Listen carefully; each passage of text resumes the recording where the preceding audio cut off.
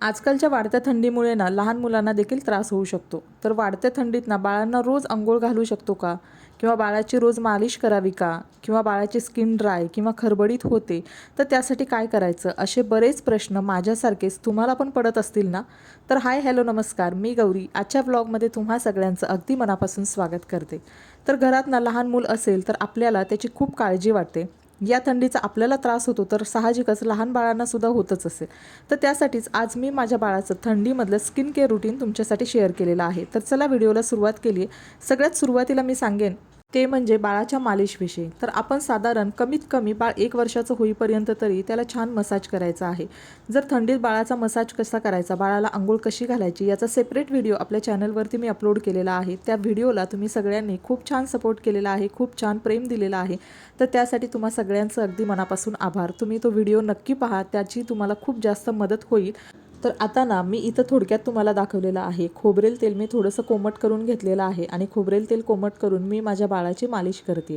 आता माझं बाळ 10 महिन्यांचं झालेलं आहे, त्यामुळं मालिश करण्यासाठी एका जागेवर तो जास्त वेळ बसत नाही. तर त्यासाठी जेवढा वेळ तो बसेल, जेवढा वेळ त्याला कम्फर्टेबल असेल, तेवढ्या वेळामध्ये मी त्याची मालिश करते. आता बाळाला मालिश करण्याचे खूप जास्त फायदे आहेत, पण आपण बाळाला मालिश केली की बाळाला सगळ्यात महत्त्वाचं म्हणजे रिलॅक्स फील होतं.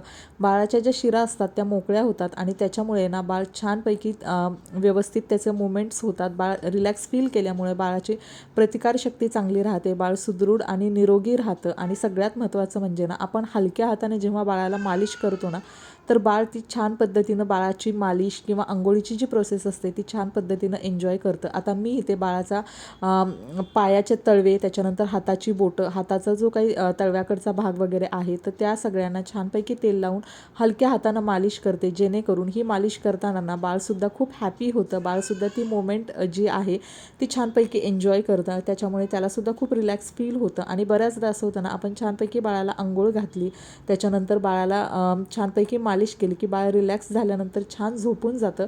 म्हणजेच बाळाला त्या सगळ्या गोष्टी ज्या असतात त्या छान पद्धतीनं मानवतात. तर इथं मी मला जसं जमेल, जसं शक्य होईल त्याचं बाळाचा मसाज केलेला आहे आणि बाळसुद्धा खूप छान पद्धतीनं तो मसाज एन्जॉय करून घेतो आहे. आता इथे ना बाळाची मसाज झाल्यानंतर मी बाळाला घालते अंघोळ. आता इथे माझं बाळ 10 महिन्यांचं झालेलं आहे, तर त्याच्यामुळं मी त्याला दररोज अंघोळ घालते. जर तुमचं बाळ लहान असेल आणि खूप थंडी असेल ना, तर तुम्ही दिवसाआड त्याला अंघोळ घालू शकता. कारण लहान बाळाच्या अंघोळीला ना खूप वेळ लागतो. त्यामुळे तुम्ही दिवसाआड किंवा 2 दिवसांनी अंघोळ घालू शकता. ज्या दिवशी तुम्ही त्याला अंघोळ घालणार नाही ना, तर त्या दिवशी एखाद्या कपड्याने, मौसूत कपड्याने कोमट पाणी करून बाळाला पुसून घ्यायचं. कारण लहान बाळांना ना स्वच्छ ठेवणं खूप गरजेचं आहे. त्यामुळे तुम्ही असंही करू शकता.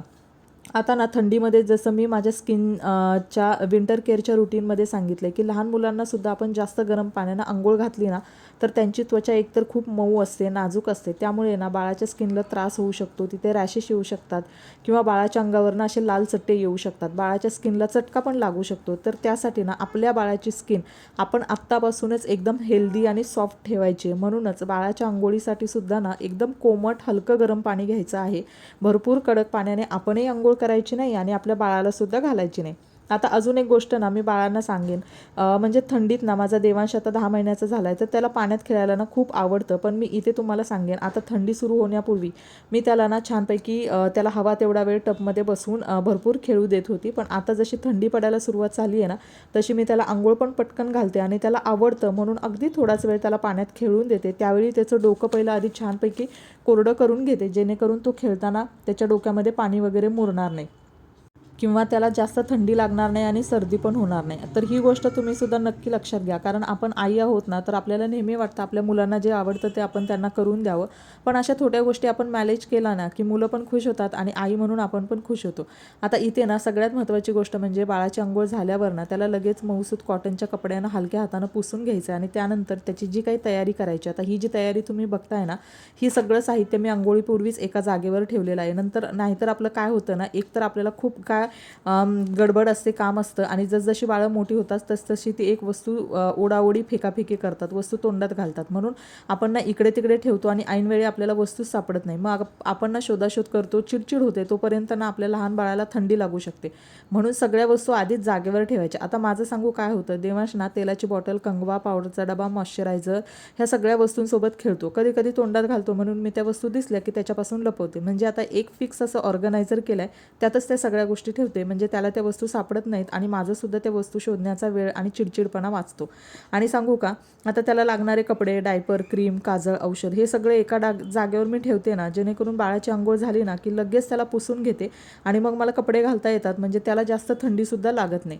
तर आता ना पुढची गोष्ट म्हणजे बाळाची मालिश झाली, छानपैकी अंघोळ झाल्यावर ना पुढचा प्रश्न पडतो तो बाळाची स्किन आपल्याला जर कोरडी पडून न देता छान मऊसूद, ओलसर, नाजूक मॉइश्चरायझर हवी असेल ना, तर त्यासाठी आपण काय करायच्या, आपण आपल्या स्किनच्या अंघोळीनंतर जशी काळजी घेतो ना तशीच आपल्या लहान बाळाची सुद्धा काळजी घ्यायची, म्हणजे त्याच्यासाठी सुद्धा छानपैकी मॉइश्चरायझर यूज करायचं आहे.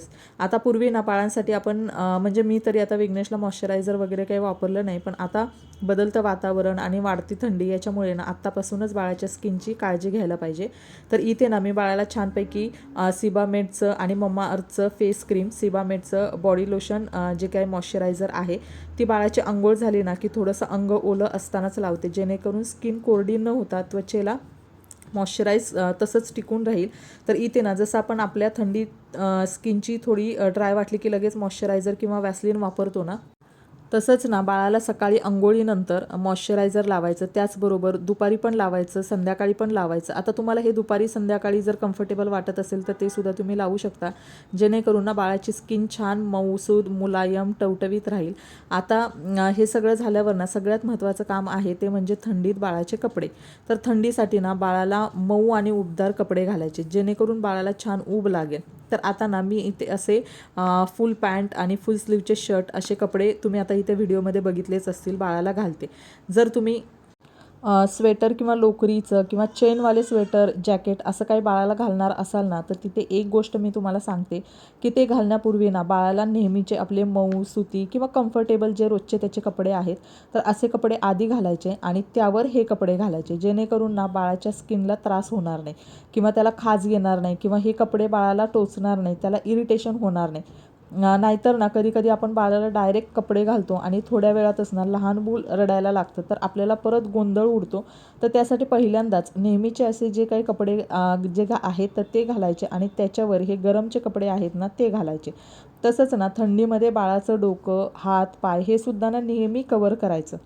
आता ना बाळ एकदा उभं राहायला लागलं, खेळायला लागलं ना की हात कवर करणं होत नाही, पण बाळाचं डोकं, कान आणि पाय छानपैकी टोपी किंवा जे आपलं टकूचं असतं किंवा सॉक्स वगैरे असतात त्याने कवर करायचं, जेणेकरून बाळाला थंडी लागणार नाही. तसंच ना तुम्ही आता इथे मुंबईमध्ये एवढी थंडी दुपारी वगैरे जाणवत नाही, पण सकाळी सकाळी जेव्हा असते ना तर खूप थंडी असते. तर त्याच्यामुळे ना तुम्ही 1-2 लेअर वगैरे असे कपडे बाळाला घालू शकता, जेणेकरून बाळ छान कम्फर्टेबल फील करेल जेव्हा तुमच्याकडे जास्त थंडी असेल तेव्हा. आता जसं ना बाळाची आपण मॉइश्चरायझर किंवा फेस क्रीम वगैरे लावून काळजी घेतो, त्यानंतर छानपैकी अंघोळ वगैरे लावून काळजी घेतो, त्याचप्रमाणे थंडीमध्ये आपल्या बाळाला सुंदर ठेवायचं असेल, छान ठेवायचं असेल तर त्याची स्किन मॉइश्चराईज राहण्यासाठी ना त्यांना हायड्रेट ठेवणं पण खूप गरजेचं आहे. तर त्यासाठी त्याला थोड्या थोड्या वेळानं पाणी पाजायचं, जेणेकरून पाणी पिल्यामुळे ना आपलं शरीर जे आहे ते हायड्रेट राहील. आणि त्याचसोबत ना त्याला जे काही खीर द्यायची आहे किंवा जेवण वगैरे द्यायचं आहे तर तीसुद्धा थोडीशी पातळ करून द्यायची, जेणेकरून जास्त लिक्विड बाळाला दिलं जाईल आणि छानपैकी बाळाची शरीर जे आहे ते हायड्रेट राहील. त्यासोबत ना मी आता ड्रायफ्रूटची जी पावडर आहे ना, कारण आता थंडी सुरू आहे आणि ड्रायफ्रूट्स बाळाला देणं खूप पौष्टिक असतं आणि त्याच्यामुळे सुद्धा बाळाच्या हेल्थवर, त्याच्या स्किनवर खूप छान इफेक्ट होतो. त्याच्यामुळं आपण जे काही बाळाला खाण्यासाठी पेज वगैरे देणार आहोत किंवा खीर देणार आहोत तर त्यामध्ये आपण अशा पद्धतीनं ड्रायफ्रूटची जी पावडर आहे ना तर ती मिक्स करायची आणि छानपैकी ही मिक्स केलेली जी काही खीर असेल किंवा पेज आपण जी काही बनवलेली आहे तर ती बाळाला भरवायची आणि त्याच्यानंतर थोड्या वेळाने बाळाला पाणीसुद्धा प्यायला द्यायचं, जेणेकरून आपण बाळाला पौष्टिक खायलासुद्धा देतो आहे आणि त्यानंतर मॉइश्चरायझर वगैरे लावून आपण बाळाची एक्सटर्नलसुद्धा काळजी घेतो आहे आणि इंटरनलसुद्धा काळजी घेतो आहे, ज्याचा परिणाम बाळाच्या स्किनवर आणि बाळाच्या ओव्हरऑल हेल्थवर खूप छान पद्धतीनं होईल आणि बाळाची स्किनसुद्धा वाढत्या थंडीमध्ये सुद्धा खूप छान फ्रेश राहील, मऊ राहील, मॉइश्चराईज राहील. तर त्यासाठी मी या पद्धतीनं ना इथं बाळासाठी खीर बनवलेली आहे, त्याच्यामध्ये सुद्धा ड्रायफ्रूटची पावडर टाकलेली आहे आणि ही मी आता बाळाला माझ्या खाऊ घालणार आहे. आता त्यानंतर ना बाळाला जसं मी मगाशी सांगितलं त्या पद्धतीनं छानपैकी फुल कवर करायचं आहे आणि फुल कवर केल्यानंतर बाळाला दिवसभर त्याला खेळायचं असेल, झोपायचं असेल, जे काही बाळाचं रुटीन असेल तर ते बाळ पुढच्या त्या पद्धतीनं करू शकतं. त्यानंतर ना दिवसभर आता थंडी सुरू आहे त्याच्यामुळं फरशीसुद्धा गार पडते आणि खिडकीमधून खूप जास्त व्हेंटिलेशन होतं आणि थंड हवा येते. तर त्यासाठी दिवसभर आपली सतरंजी असेल, चटई असेल किंवा प्लेमॅट वगैरे असेल जे की अंथरूणच ठेवायचं, जेणेकरून त्याचा बाळासाठी सुद्धा फायदा होईल आणि आपल्यासाठी सुद्धा फायदा होईल. कारण आता माझं बाळ 10 महिन्यांचं झालेलं आहे, त्याच्यामुळे तुम्ही इमॅजिन करू शकता एका जागेवर बसणं अशक्य आहे आणि प्रत्येक ठिकाणी आपण जाऊन प्रत्येक ठिकाणी ते मॅट वगैरे ठेवू शकत नाही. तर तो जास्त वेळ ज्या रूममध्ये असतो म्हणजे बेडरूममध्ये वगैरे असेल तर त्या रूममध्ये अशा पद्धतीनं या ज्या वाकाळ किंवा गोधडी आहेत ती अंथरून ठेवते, कारण हिला जास्त ऊब असते. तर त्यासाठी ब्लँकेट आणि ह्या ज्या छोट्या गोधड्या आहेत ज्या लहान बाळासाठी असतात तर त्या मी इथे अंथरूनच ठेवलेल्या आहेत, जेणेकरून त्याला कधीही वाटेल तेव्हा तो त्याच्यावर झोपू शकतो, खेळू शकतो, काही खायचं असेल तर खाऊ शकतो, एखादी गोष्ट त्याला हवी असेल तर तिथून तो घेऊ शकतो. तर त्यासाठी या अशा पद्धतीनं अंथरलेलं आहे, जेणेकरून फरशीसुद्धा गार पडणार नाही आणि त्याचा बाळाला आणि बाळाच्या स्किनलासुद्धा त्रास होणार नाही. थोड्या वेळासाठी मी त्याला बेडवर पण ठेवलेलं आहे, पण बेडवर ठेवणं 10 महिन्याच्या बाळासाठी थोडंसं रिस्की आहे. तर अशा प्रकारे आजच्या व्हिडिओमध्ये लहान बाळांची थंडीतली काळजी, स्किन कशी छान ठेवावी, टवटवीत ठेवायची याची माहिती आणि व्हिडिओ जर तुम्हाला आवडला असेल तर नक्की व्हिडिओला लाईक करा आणि चॅनलला सबस्क्राईबसुद्धा करा. तर आजचा व्हिडिओ इथेच एंड करते. शेवटपर्यंत व्हिडिओ पाहिल्याबद्दल धन्यवाद. पुन्हा भेटूया अशाच एका नवीन व्हिडिओमध्ये. Thank you so much. Bye bye.